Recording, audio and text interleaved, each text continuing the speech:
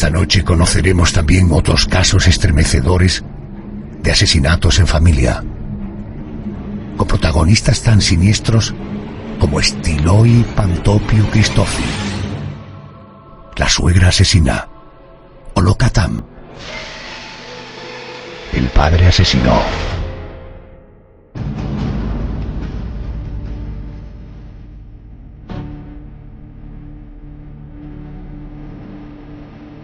Los protagonistas de los expedientes de esta noche no fueron muy lejos a cometer sus asesinatos. Sus crímenes quedaron literalmente, y por dantesco que suene, quedaron en familia. Una mujer que mató a su marido y a su hijo. Un joven que mató a su madre. Una mujer que mató a su nuera. Un hombre que mató a su primogénito. Historias que nos provocan un pellizco en el estómago, precisamente por la vinculación familiar, emocional, entre víctima y verdugo.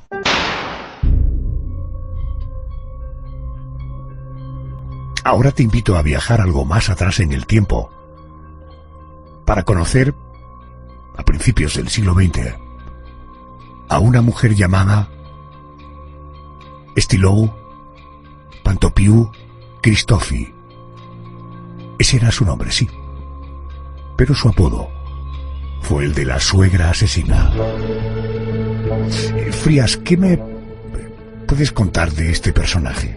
Stilloi nació en una pequeña aldea de Chipre en el año 1901, en un entorno social y económico bastante complicado, donde había que luchar duramente por la supervivencia. La protagonista de este expediente era una mujer muy dominante, que controlaba a su familia y que siempre creía estar en posesión de la verdad. Además era una mujer violenta, cruel, quizá una especie de reminiscencia de los códigos familiares de aquel Chipre en el que prácticamente se castigaba con la muerte cualquier tipo de ofensa grave. Conviene aclarar y confirmar que más allá del crimen que vamos a narrar después, Stilloi ya había cometido un asesinato en 1925, ¿no? Sí, aunque luego sería, como veremos, la suegra asesina, antes había sido la yerna asesina. Porque en 1925, después de una pelea con la madre de su marido, Stilloi la asesinó metiéndole en la boca una antorcha encendida con la ayuda de dos campesinas. Y no fue juzgada porque también existía en esa época un código de silencio que provocó que no se supiera nada en aquel entonces de lo que había ocurrido. En 1942, el hijo mayor de Stilloi, Stavros Cristofi, decidió abandonar Chipre para marchar a Londres, donde quiso tener una vida mejor.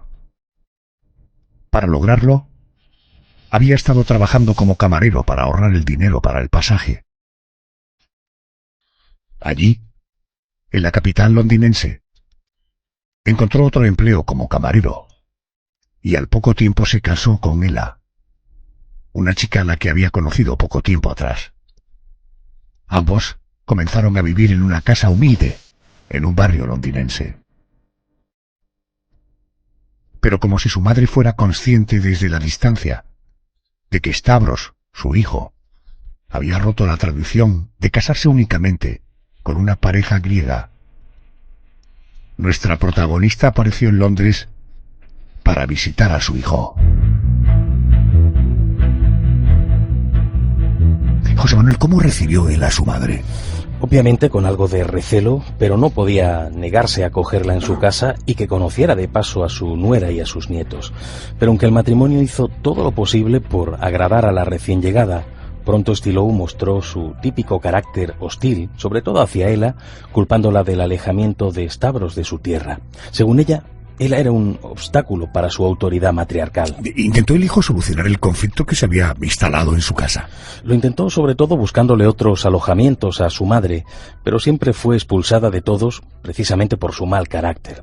Como el problema seguía creciendo cada día, ella le dijo a su marido que de continuar Stilloi en casa, ella se iría una temporada a la casa de su familia en Alemania, pero lamentablemente no le dio tiempo a realizar aquel viaje.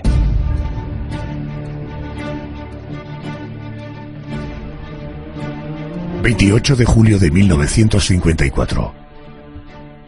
mientras su hijo estaba trabajando. Stilow se acercó a su nuera por detrás y le atizó en la cabeza con un recogedor de ceniza. Mientras la insultaba a gritos, le fracturó el cráneo a base de golpes. La brutalidad de la agresión provocó que Ela perdiera una oreja y parte del cuero cabelludo. Como seguía con vida, la remató estrangulándola con un paño que terminó incrustando en el cuello de la joven. Intentando borrar las huellas del crimen, Stilow quiso quemar el cuerpo con parafina, aunque resultó imposible. He leído en la documentación que un vecino vio el cuerpo de Ela quemándose, pero pensó que no era un cuerpo humano. Efectivamente, se trataba de John Joe. Este vecino vio el humo que salía del patio de Stavros y se asomó para comprobar si el fuego estaba controlado. Entonces vio a Stilow avivando un fuego que parecía estar devorando lo que a él le dio la impresión de que era un maniquí. Por eso se quedó tranquilo y regresó a su casa. Hablemos de la detención. ¿Detuvieron aquel mismo día a Stilow?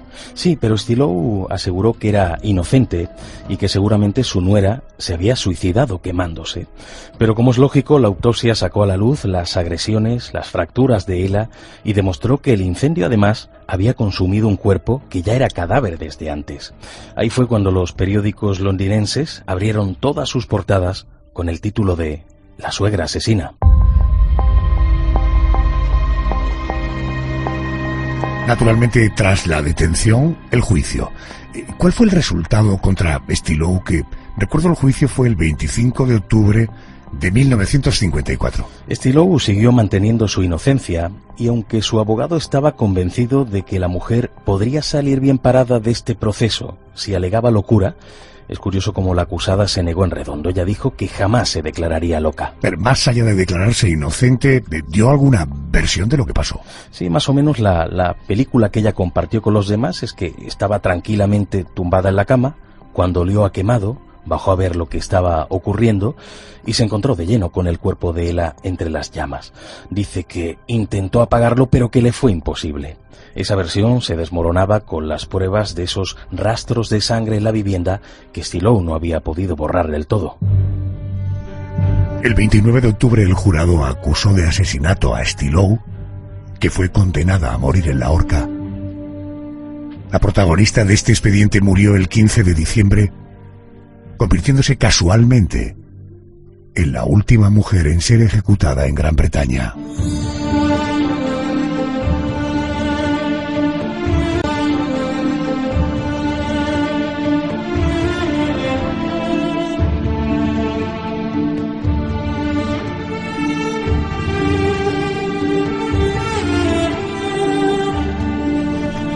Viajamos de nuevo en el tiempo para conocer un personaje llamado Loca Tam, nacido en 1872 en Cantón, en China. Un personaje que fue popular por un apodo igualmente siniestro: el padre asesino. Cuéntame qué sabemos de este personaje. Locke nació en China, pero después de trabajar de camarero en un barco, se marchó a vivir a Inglaterra. Y fue precisamente en Cardiff donde conoció a Catherine Morgan, la mujer que se convertiría en su esposa y con la que tendría varios hijos. Locke era un hombre bien considerado en Inglaterra, un hombre trabajador que ganó lo suficiente como para enviar a su hijo Locke Lin a estudiar a China. Según decía la gente de su entorno, era un hombre amable, un hombre que se preocupaba mucho por su mujer y por sus hijos. Dices que era un hombre trabajador. ¿A qué se dedicaba? Él había fundado allí en Inglaterra el Club del Progreso de la República China y por lo tanto desde su oficina controlaba y ayudaba a los inmigrantes chinos que llegaban a Inglaterra, que eran muchos en aquel momento. Parece que hay una fecha clave en esta historia. Es el 11 de agosto de 1918.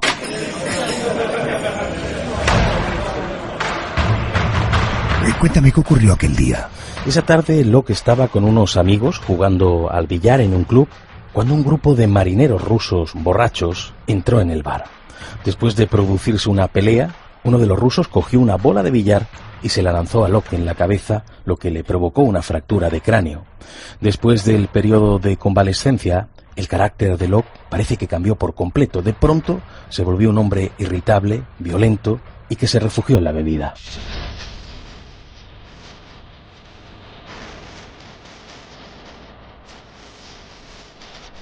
A sus problemas personales, y por si fuera poco, se unió un enorme fracaso en sus negocios que lo puso al borde de la bancarrota. Desbordado por la situación, se compró una escopeta de 2 cañones para desahogarse disparando. Una noche de noviembre de 1925, se celebró la fiesta del 20º cumpleaños de su hijo. Y el protagonista de este expediente acabó visiblemente ebrio. De madrugada, se levantó como un auténtico lunático, empuñando un revólver y una escopeta. Sus gritos provocaron que tanto su mujer como sus hijos se asustaran e intentaran huir. Pero la mujer fue alcanzada por una bala, siendo rematada después en el suelo. Cuando su hija Doris gritó: ¿Qué has hecho?, Locke apuntó a la cabeza de la niña y le descerrajó 2 tiros mortales. Inmediatamente hizo lo mismo con su hija Cecilia.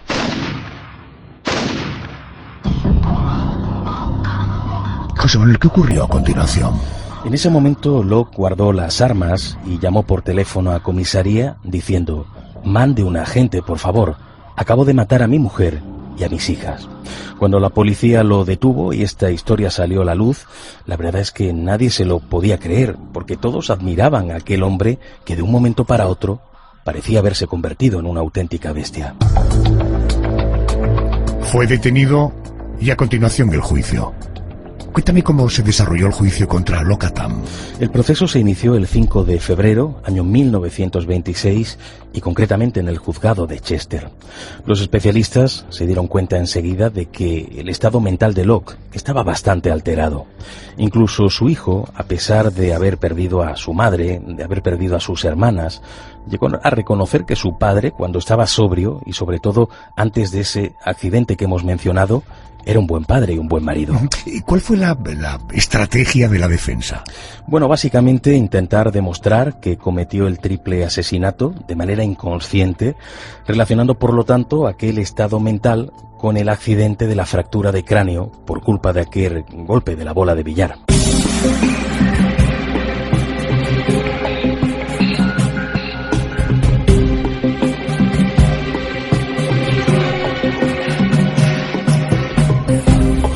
A pesar de los datos que evidenciaban un problema mental, Locke Atam fue condenado a muerte, siendo ejecutado en la horca en la mañana del 23 de marzo de 1926.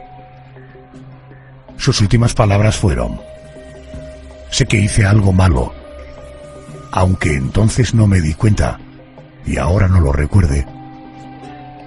A pesar de todo, si obré así, hay que cumplir con lo que ordena la ley». Locke había pedido ser enterrado junto a su mujer y sus hijas, pero su cuerpo fue sepultado entre los muros de la prisión de Waltham.